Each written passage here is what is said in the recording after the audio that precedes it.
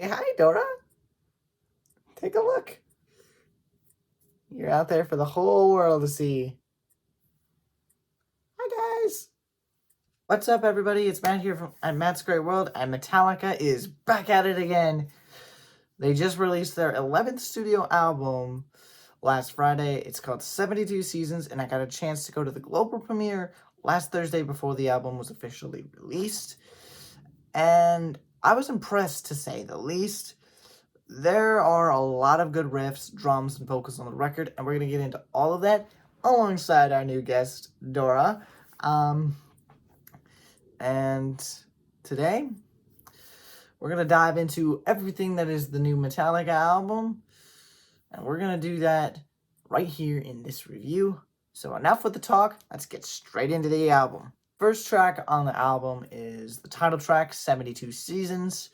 It's the fourth single that was released before the album, and it set the premise of the entire concept of the album by talking about the things that happened over the first 18 years of one's lifespan. This theme is spread out all over the record as James Hetfield goes into a deep dive into all sorts of different things, which we'll talk about later as we go along. Lars' drumming on this track is fantastic. His presence is not lost on me at all during this song at any point. Kirk Hammett's guitar solo is amazing, and it got me out of my seat when I first heard it. I was going nuts. All in all, I love this track, and I think it's honestly, I think it's the best one of the first four singles that were released off of the album. And it's up there for one of my favorites on the album, to be completely honest. It just narrowly beats out Lex Eterna in terms of my favorite single, which we're going to talk about that one later as well. Second track on the album is Shadows Follow, and this one is an insane track. It's haunting and dark from a lyrical perspective, while also having some high-octane guitars, which I didn't know you could pull off, but it's Metallica. They always pull that off. The intro to this track hooks you right away and gets your head bobbing. And to be honest, the whole track has such an impressive flow instrumentally that it's hard to deny. The lyrics talk about how you try to get away from your dark side, all the things about yourself that you don't like, and it just follows you around no matter where you go. Even if you wish it away, it never leaves. It's a very powerful song, and I enjoy it a whole lot. The third track on the album, coincidentally, is the second track that was released before the album. It's called Screaming Suicide, and this is one of my favorite songs of the last couple of years. At least it's up there anyway. Screaming Suicide, I've seen a lot of people criticizing this track, but honestly, I think this song is one of the best songs, like I said, that I've heard in the last 3 to 4 years.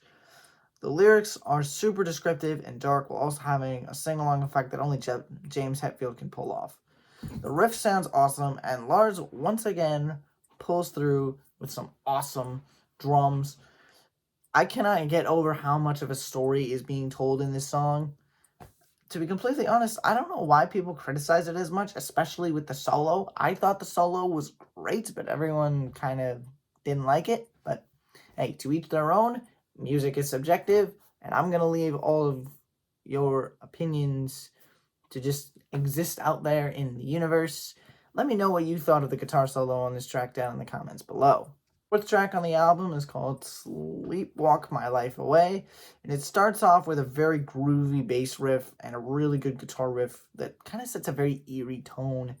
It eventually takes off into a whole new stratosphere as we go into the first verse, kind of like Dora a few minutes ago, as she just kind of took off into a whole new stratosphere to go hang out with someone else. But anyway, the chorus is super melodic and has a high energy that just makes you want to dance, oddly. This whole song does that, to be perfectly honest, and Lars' drumming is pretty consistent throughout, and it's a force to be reckoned with. Overall, it's a very groovy track that I can see going over really, really well in concert. I mean, this is This is one that's going to get Metallica diehards going nuts. But yeah, I mean, I can't wait to see some clips of this being performed live because I can tell people are going to lose their stuff about this. Track number 5 is You Must Burn with an exclamation point. That's a very important detail to make because Metallica doesn't really use exclamation points in their music, in their song titles. So I just wanted to throw that out there. And You Must Burn is one of those songs that you just have to headbang to right from the opening note. The riff on this track is super groovy and heavy and just got a very high energy. The drums have this tribal vibe and James's vocals sound fantastic. The lyrics talk about sometimes people get caught in the idea that they need to have the same opinion as others or they'll become the target of internet backlash or something along those lines. And to be honest, it's a very anthemic and kind of psychedelic track at times as well, particularly in the bridge. I really dig this song, and I could see myself coming back to it quite often. 6th track on the album is one of my personal favorites, Lex Eterna, and this thing came out of freaking nowhere when it was first released as the lead single way back in November of last year. It's a short, crisp 3 minutes and 22 seconds long. I heard it's something like the second shortest song that Metallica has released to date. Correct me if I'm wrong in the comments, but to me, this is my favorite song on the whole damn record. It just hits you with some pummeling drums to start off with, alongside a very energetic and fast riff. The lyrics just kind of talk about the energy that comes from being at a live concert, and James uses the metaphor of that energy being the same as eternal light, which is literally what the translation of the title means. It was a chant in the Roman Catholic Requiem Mass, and it means eternal light. And like I said, it's my favorite on the album, and I love it to death. I can't really talk any more about it. You've all heard it a million times. Nothing more to be said. Great track. The 7th track on the album is Crown of Barbed Wire. Crown of Barbed Wire is a very unique song with a very unique style to it. And the riffs, again, they're unique. This is, and I mean all of that in the best way possible. The drums, once again, have a consistent presence throughout the entire song. The lyrics, James Hetfield keeps coming at us with some very heavy lyrics, but it also presenting them in a fun, upbeat way, which I don't know how he's able to do that, and just how he's able to keep his voice sounding so pristine, like, blows my mind. But that's a conversation for another day. The lyrics just kind of talk about the burdens that we carry throughout the course of our lives and how they can be detrimental to ourselves. It's a great song with a great guitar solo as well as some great lyrics. I personally think that this is one of the better songs on the album. The whole album is great, but this one stands out above many of the other ones in my opinion. The 8th track on the record is called Chasing Light, and I remember listening to Chasing Light for the first time in the theater when I was at the global premiere and being absolutely blown away. It's only the second song in Metallica's vast catalog where they start the song off with vocals right behind Fuel from, I think it's Reload or Load. Let me know down in the comments. And boy, was that an awesome way to kick the door down. The riff on this track is probably the best on the whole record, and James Hetfield's vocal performance on this track is probably the best on the whole album as well. The lyrics talk about how everyone has a little bit of good and a little bit of bad. It talks about how we should treat people with the same dignity and respect, no matter where they came from. So, very great track. I enjoy the crap out of it. Awesome, awesome song. The 9th track on the record is called If Darkness Had a Sun, and this was the 3rd single that was released before the album's release. Now, this one is a little bit long, but I enjoy it. It's got a very melodic chorus, and it, to me, is the heaviest song on the album by far, while having, like I said, a very high-soaring melodic chorus. The intro is a little long, but it slowly sinks its teeth in, real slow with anticipation. The guitar solo on this song is also very good, and I enjoyed it a lot. The lyrics They kind of talk about temptation and how we all fall prey to it during our lives, and sometimes we fall harder than others, but we all get back up eventually. Great track with my favorite chorus behind the title track of behind the title track and Lex Eterna. The 10th track on the album is called Too Far Gone with a question mark.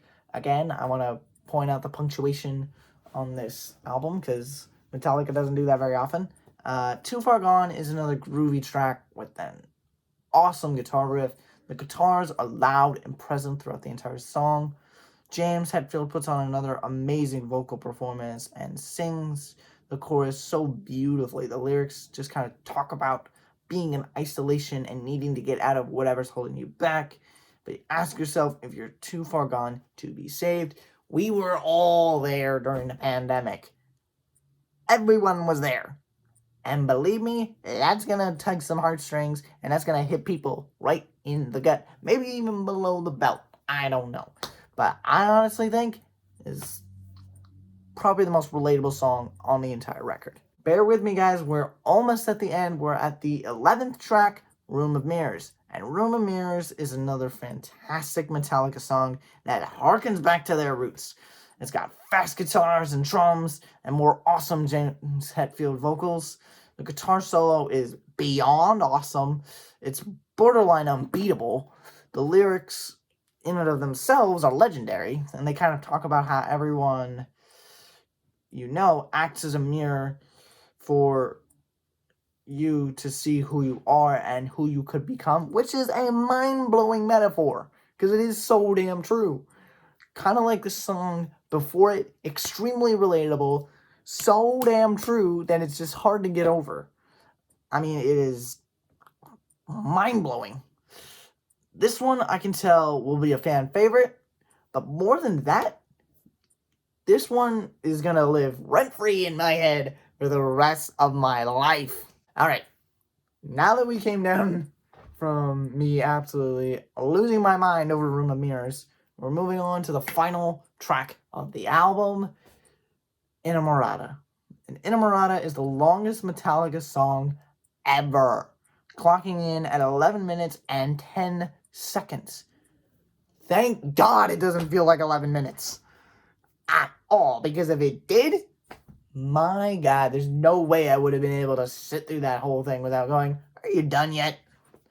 But thankfully, I did not have that problem when listening to the song for the first time at the global premiere. It's the most melodic song on the entire album, and it's got great harmonies and soothing vocals from James. The guitars are profound, and the drums give the song a really, really groovy kind of beachside kind of vibe. And for a song that lasts over 11 minutes, it's got quite the punch. Like I said, it doesn't feel like it lasts for 11 minutes, but it does, and it's just, oh my God, this is a really cool song. I love the lyrics. It kind of just talks about that person or idea that you just love so much that you just want to chase after it and be with it for the rest of your life, which honestly makes a lot of sense for Metallica. They've been doing this for just over 40 years now, 42, I think. So, I mean, it makes a lot of sense for them. Okay, we have finally reached the outro. Boy, I honestly, with just how fast and how loud I've been talking, I'm giving myself a headache, so I'm going to wrap this up. This album certainly disappoint at all, and I'm glad I got to experience it with all of you. I'm going to let the album speak for itself, and I'm just going to give you my rating. 72 Seasons, or the Yellow Album, as the fan base has been calling it, it's a 10 out of 10. This is probably going to be one of the top 10 records of the year, in my opinion. So, there's not a single dull moment on the album, and I'm very thankful that we all got an absolute gem from Metallica while Metallica is still here. They're still kicking ass and taking names. And to be completely honest, I hope we get another Metallica record before they fade off into the sunset. Oh, I'm crossing my fingers for 2 because I want to dive into as much Metallica music as I possibly can. But other than that, I've got nothing left to say. Fantastic album. It left me speechless. It's a work of art. It is a masterpiece.